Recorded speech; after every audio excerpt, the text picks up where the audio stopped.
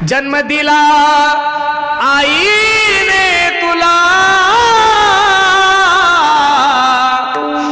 उपकार हा मोठा केला, ठेस लागे तुझ्या पायाला, आसू येई तिच्या डोळ्याला. किती प्रेम असतं आईचं आपल्या मुलावर. छोटंसं उदाहरण तुम्हाला सांगतो, फक्त थोडं लक्ष द्या माझ्या कीर्तनाकडे. हे बघा, ज्या दिवशी माणसाच्या जीवनातली माय जाईल ना रे गड्यांनो, त्या दिवशी प्रत्येकानं समजून चाललं की आपल्या जीवनातलं प्रेम गेलं. तुम्ही खासदार व्हा, आमदार व्हा, मुख्यमंत्री व्हा, देशाचे पंतप्रधान व्हा, कीर्तनकार व्हा, गायक व्हा, वादक व्हा, काय व्हायचं ते व्हा. रात्री 2-3 वाजता काम करून ज्यावेळेस घरी जाता ना तुम्ही, दरवाजावर थाप टाका, दंदिशी तुमची बायको दारू करतील, तिच्या बेडरूम मध्ये जाऊन ती झोपून राहते. पण तेवढ्याच रात्री 3 वाजता त्या दरवाजापाशी तुमची माय झोपलेली असू द्या, दबक्या आवाजामध्ये ती आवाज देते, ए बाळा, ए सोन्या, 3 वाजले, माय कुठे गेला होतास तू? आपण सांगू, आई खूप लांब कीर्तन होतं ग, त्याच्यामुळे थोडा रस्ता खराब होता म्हणून उशीर झाला. रात्री 3 वाजता त्या आईच्या मुखातून पहिला शब्द निघतो, बाळ्या, ए महाराज जेवला का तू? रात्री 3 वाजता सुद्धा जेवला का तू म्हणणारी जात या जगामध्ये फक्त तुमची माझी माय गड्यानो. म्हणून 4092 अभंग आहे गाथ्यामध्ये. किती? 4092. एका या अभंगात बायकोचं वर्णन नाही महाराज. 9030 ओळी आहे ज्ञानोबरायचे. किती? 9030. एकाही ओळीमध्ये ज्ञानोबराने आपल्या बायकोचं वर्णन केलं नाही, अजिबात नाही. मायबापाचं सकळ तीर्थाची जे का माता तया सेवेसी कीर शरीरे लोन कीजे. अजून ऐका, मातरम पितरम चैवम प्रत्यक्ष साक्षात देवता हा. म्हणून खरं सांगू का महाराज, ज्या दिवशी माय गेली त्या दिवशी समजून चला. लोक म्हणतात बा माय मरो मावशी जगो. माय कशी मावशी कशी मायची जागा गेली, तो पर्यायी मार्ग झाला महाराज, बरोबर आहे का नाही?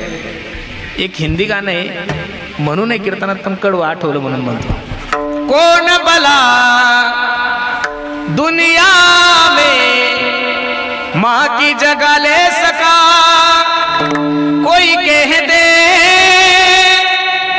क्या होती है माँ, माँ जैसी माँ होती है माँ, कहाँ गए ममता भरे दिन, कैसे कोई जिए माँ तेरे बिन, ओ माँ तुझे ढूंढूं मैं कहाँ, माँ के बिना सुना है जहाँ, कौन भला दुनिया में माँ की जगह ले सका, कोई कह दे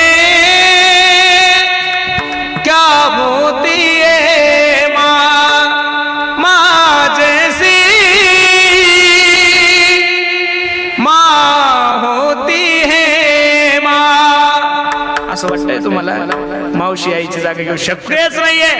अरे 9 दिवस 9 महिने 9 दिवस ज्या माय माऊलीने आपल्याला गर्भात वागवलंय, तळ हाताच्या फोडासारखं जपले, अमृताईपेक्षा पवित्र दूध ज्या माय माऊलीने तुम्हाला पाजलंय, त्या मायची जागा या जगामध्ये कोणीच घेऊ शकत नाही. म्हणून मी नेहमी उदाहरण सांगत असतो, आईच्या जीवनाचं सार आणि फक्त आपल्या मुलाचं हित असतं महाराज. एका माय माऊलीचं लग्न झालं, यांना थोडं शांत बसायला बरं. एका माय माऊलीचं लग्न झालं, दोघं नवरा बायको आनंदाने संसार करतात. थोडं लक्ष द्या माझ्या कीर्तनात, तुम्ही माझ्याकडे पहा, ते त्यांचं काम करते. दोघं नवरा बायको आनंदाने संसार करत होते. 2-3 एकर जमीन होती, कबाड कष्ट करायचे. 2-3 वर्ष ओलांडल्यानंतर सोन्यासारखं लेकरू झालं तिला. आणि हॉस्पिटलमधून नवऱ्याला फोन केला, मालक, ओ मालक ऐकलं का? अहो मुलगा झालाय तुम्हाला. एवढा आनंद झाला. शेतामध्ये बारी धरत होता, शेतातून बारी धरता धरता 2 व्हीलरला किक मारली, गाडी लातूरला घेऊन गेला. कशासाठी? इतक्या वर्षानंतर मुलगा झालाय. अख्ख्या रोई सोमनाथाला आपण काय करू, पेढे वाटू. 4-5 किलो पेढे रस्त्याने घेऊन येत असताना एका भरधाव ट्रकवाल्याने त्याला उडवलंय. रक्ताच्या थारोळ्यामध्ये माणूस खाली पडलेला आहे, पाणी पाणी करतोय, पण कोणी बघितलंच नाही. बघता बघता गतप्राण झाला. ही बातमी सगळ्या परिसरात कळाली की माणूस गेलाय, माणूस गेलाय, माणूस गेलाय. ज्या माय माऊलीच्या गर्भातून लेकरू झालंय आणि तिला 2 तासानं जर कळालं तिचा नवरा मरण पावला, किती अवघड परिस्थिती हो.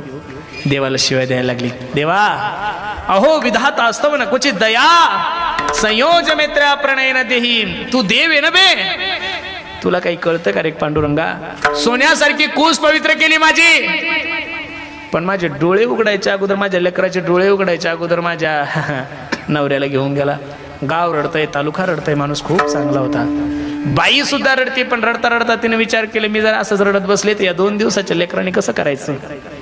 सर्व दुःख गिळून घेतलं आणि त्या लेकराचं संगोपन करू लागले. बघता बघता लेकरू मोठं झालं, 10वी 12वीत गेलं. पोराला सॉफ्टवेअर इंजिनियर व्हायचं होतं. 10 लाख रुपये कॉलेजची फी होती. घरची परिस्थिती नाजूक होती. आईला म्हणलं आई हे माय ऐकलंस का ग, मला सॉफ्टवेअर इंजिनियर व्हायचं ग, तुझे सर्व स्वप्न पूर्ण करायचे आई, पण आपली घरची परिस्थिती खूप नाजूक आहे ग, कॉलेजची 10 लाख रुपये फी भरायची. पोरीला आई सांगू लागली बाळा काळजी करू नको मी आहे ना. वडिलोपार्जित 3 एकर जमीन होती. तो जमिनीचा 7/12 घेतला आणि सावकाराकडे गेले. सावकार ही 3 एकर जमीन तुमच्या नावावर करा, मला 10 लाख रुपये द्या. 10 लाख रुपयाचं गट्ट घेतलं, पोराच्या हातात द्याला. पोरानं कॉलेजची फी भरली. पोरगं कॉलेज करू लागलं. बघता बघता 2-3 वर्ष ओलांडले. शेवटचं वर्ष होतं, पोराला परत 3 लाख रुपये कमी पडले. पोरगं रडतंय. 4 दिवस झाले जेवलं नाही. कोणत्या तोंडाने आईला म्हणायचं. 10 लाखासाठी वडिलोपार्जित 3 एकर जमीन विकली, आता 3 लाखासाठी कसं करावं. 4 दिवस झाले पोरगं बोलत नाही, जेवत नाही. आईनं सोन्याला जवळ घेतलं. ए दाद्या, ए बाळा इकडे, काय झालं. माझे 4 दिवस झाले बोलत नाहीये, रडतोय, जेवला नाही, काय झालं. काय नाही गाई, तुझं स्वप्न पूर्ण करण्यासाठी वडिलोपार्जित 3 एकर जमीन विकली. माय शेवटचं वर्ष आहे, 3 लाख रुपये जर नाही भरले तर माझे 4 वर्ष वाया जातील ग. आईच्या डोळ्याला धारा लागल्या. बाळा काळजी करू नको मी आहे ना. नवऱ्यानं लग्नामध्ये जे दागिने केले होते ते दागिन्याचा डबा घेतला आणि सोनार दादाकडे गेली. सोनार दादा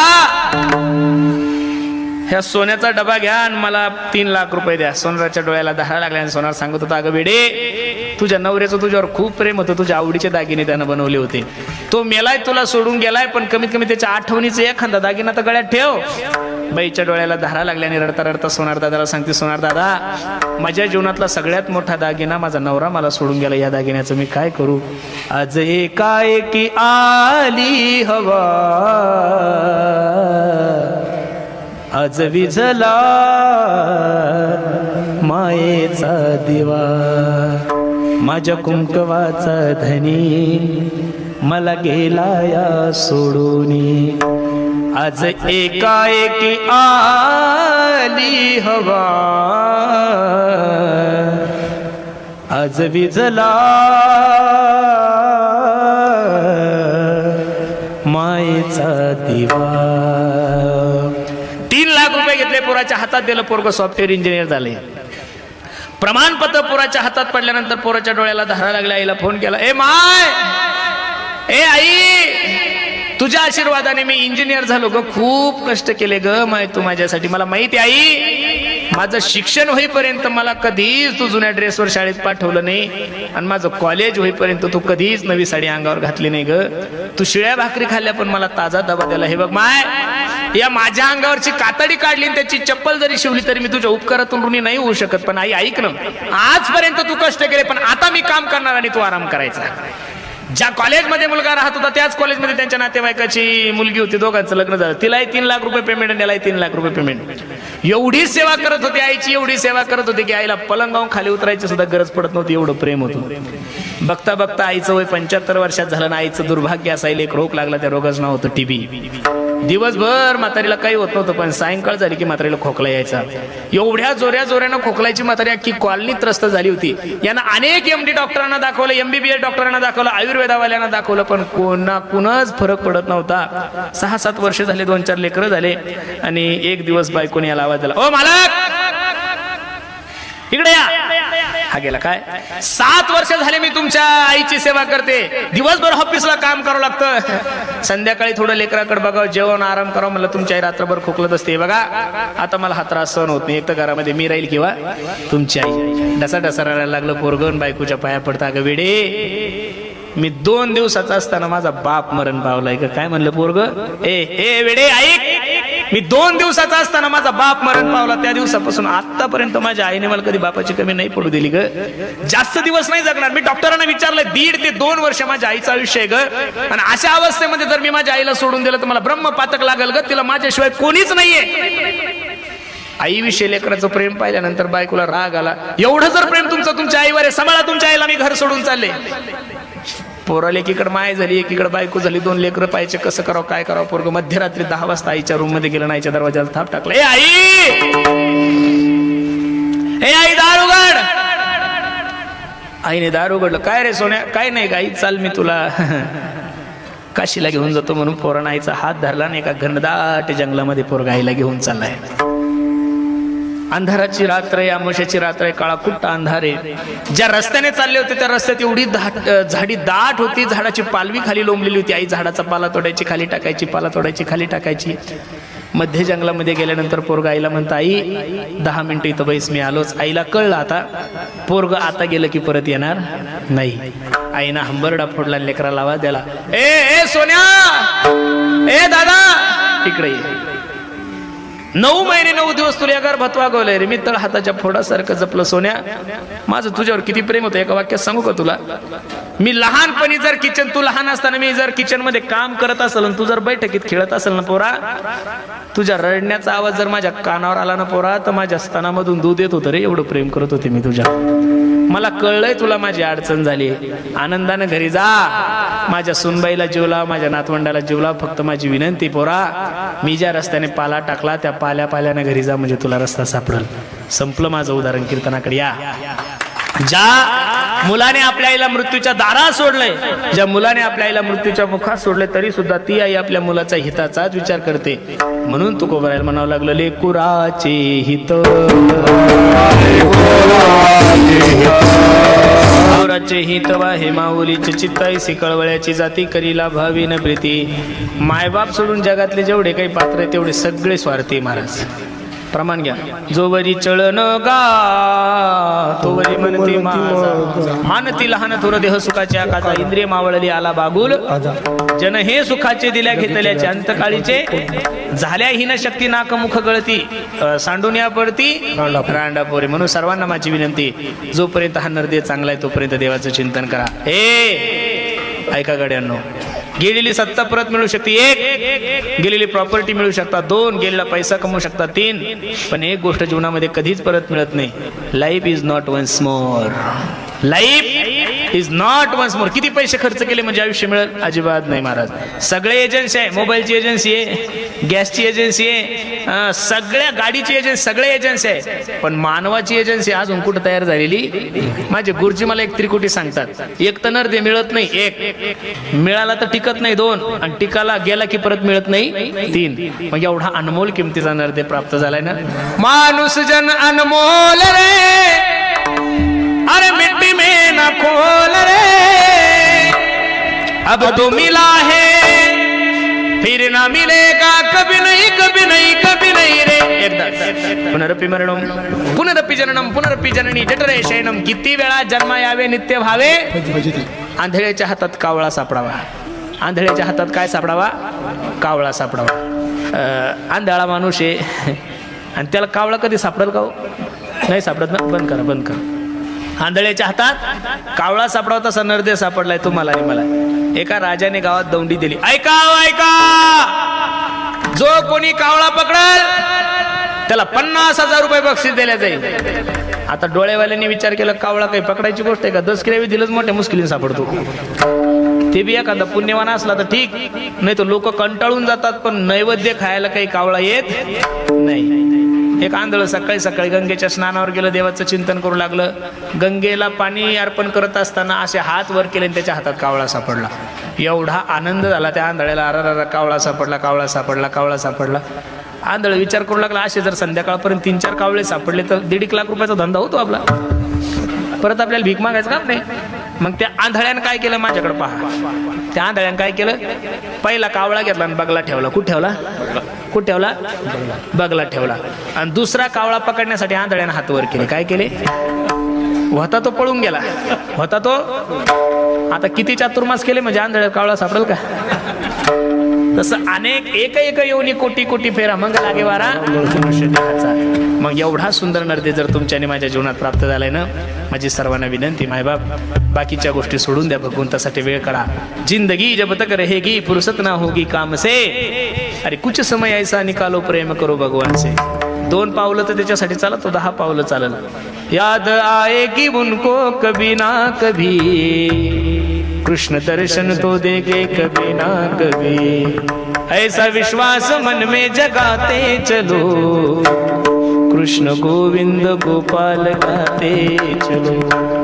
काम करते चलो, नाम जपते चलो, हर समय कृष्ण का ध्यान करते चलो. कृष्ण गोविंद गोपाल गाते चलो. माय बाप, रात्रंदिवस त्या भगवंताचं चिंतन करा. बाकीच्या सगळ्या गोष्टी विसरल्या तरी चालतात, देव विसरू देऊ नका. आता अवघड वातावरण झालंय. माणसाला मरण्यासाठी म्हातार व्हायची गरज राहिली.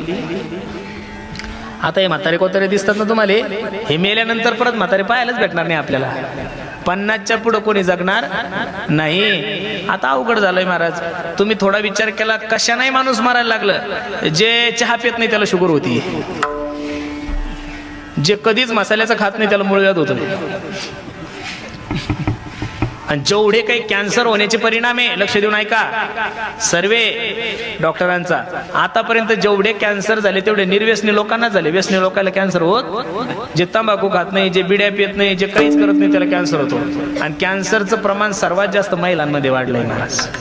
कोणता रोग कोणत्या रूपाने कधी तुमच्या घरी येईल काही सांगता येत नाही. तुम्ही जे खाताय ते फळं खातच नाहीये, तुम्ही जे खाताय तो भाजीपाला खातच नाही, तुम्ही विष पेताय. काय पेताय? विष खाताय.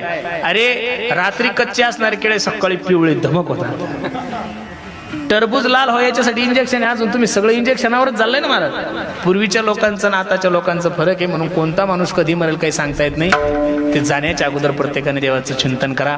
मला खूप आनंद वाटतोय या कोकाटे कुटुंबियांनी एवढं गोड नियोजन केलं. खरं सांगू का महाराज तुम्हाला, आमच्या काय नाव आहे त्या आईचं, पद्मिनाबाई तुकाराम भाऊ कोकाटे. आमच्या पद्मीनबाई ज्या ठिकाणी असतील ना, त्या ठिकाणून हा कार्यक्रम ज्यावेळेस पाहत असेल ना, त्यावेळेस निश्चित त्या मायमाऊलीच्या डोळ्याला धारा लागल्या असेल. तीही विचार करत असेल किती भाग्यवान कुश आहे माझी, किती भाग्यवान माय आहे मी, की मी जिवंत असताना सुद्धा, रोग झाल्यानंतर सुद्धा, एवढी मोठी वेधा असताना सुद्धा लेकरांनी खर्च केला.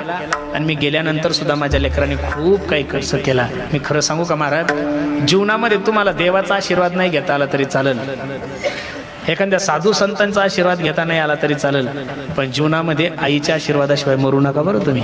ही वस्तुस्थिती. आईचा आशीर्वाद असला की जीवनामध्ये कोणत्याच गोष्टीची कमी नाहीये. आमच्या आई साहेब ज्या ठिकाणी असेल त्या ठिकाणून हे सुंदर वातावरण, गायक वादक महाराज मंडळी सगळं पाहत असेल तर ती मायमाऊली सुद्धा जोऱ्या जोऱ्यात रडत असेल आणि विचार करत असेल किती गोड नियोजन माझ्या बाबासाहेबांनी केलंय, किती गोड नियोजन माझ्या बाळासाहेबांनी, आमच्या शंकरदादांनी, आमच्या धनंजय दादांनी किती सुंदर नियोजन केलं. मी नारदाच्या गादीवर सांगतो, तुमची आई तुम्हाला भरभरून आशीर्वाद देत असेल. बाकी नाही काही करता आलं तरी चालेल, प्रत्येकानं आपल्या मायबापाची सेवा करा. हा कार्यक्रमच आईच्या संबंधाने. आईचं लेकरावर किती प्रेम असतं एक उदाहरण सांगू तुम्हाला, ऐका गड्यांनो.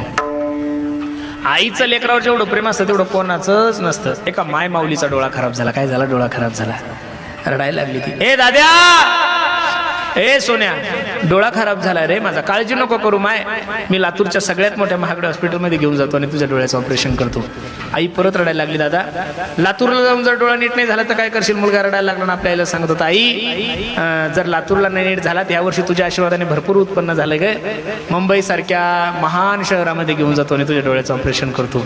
आई परत रडायला लागली. दादा, मुंबईला जाऊन जर डोळा नीट नाही झाला तर काय करशील?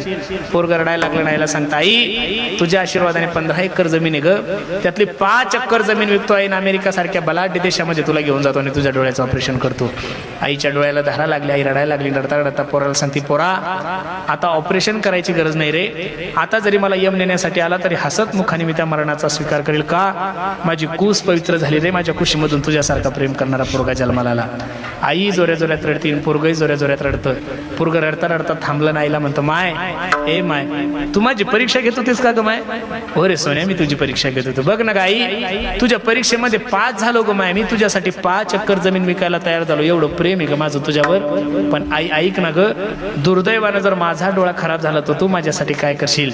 बसणारी मंडळी, एवढं उत्तर घेऊन माझं घरी जा, मी समजेल माझं कीर्तन सार्थक झालं. म्हातारी आई होती, रडता रडता पदरानं डोळे पुसले आणि आपल्या लेकराला सांगितलं, सोन्या हे वाघा, तुझा डोळा खराब झाल्यानंतर तुझी आई तुला दवाखान्यात नाही नेणार रे माझ्या सोन्या, माझा डोळा काढून तुझ्या हातात दिली, एवढं प्रेम या जगामध्ये.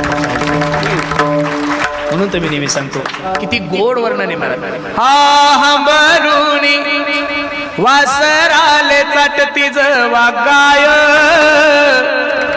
तवा मले तिच्यामध्ये दिसती माझी माय, हो दिसती माझी माय.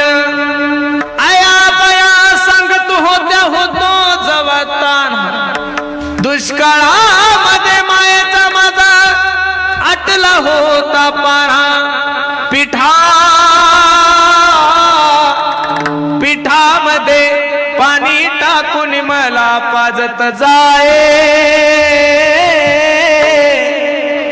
तवा मले पिठामध्ये दिसती माझी माय हो दिसती माझी माय. अशा अनेक लोकांनी आपल्या आईचं वर्णन केलंय. मी नेहमी सुद्धा माझ्या आवडीनं म्हणत असतो, आई माझी मायेचा सागर हो दिला तिने जीवनाला आकार. आई वडील माझे थोर काय सांगू त्यांचे उपकार. जीवनाच्या वाटेवरती किती असतो त्यांचा धार. आई माझी मायेचा सागर दिला तिने जीवनाला आकार. नभीची चांदणी तू ग चंद्राची कोर शीतल तुझी छाया मला हवी जीवनभर. तुझ्या शीतल छायेमध्ये उभ आयुष्य जगेन. आई देवापासी मी ग आई तुलाच ग मागेन. आई माझी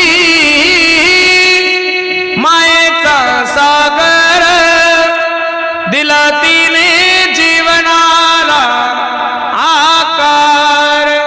म्हणून प्रत्येकाला माझे हात जोडून ते गड्यानो, बाकी नाही काही जमलं तरी चालेल. या कार्यक्रमाचा आदर्श एवढाच आहे की प्रत्येकानं आपल्या आई वडिलांची सेवा करा. तुम्हाला सुद्धा वाईट वाटत असेल, अरे 1 गुंठा जमीन नसताना सुद्धा त्या पोराने एवढा मोठा कार्यक्रम केलाय महाराज, विशेष आहे का नाही?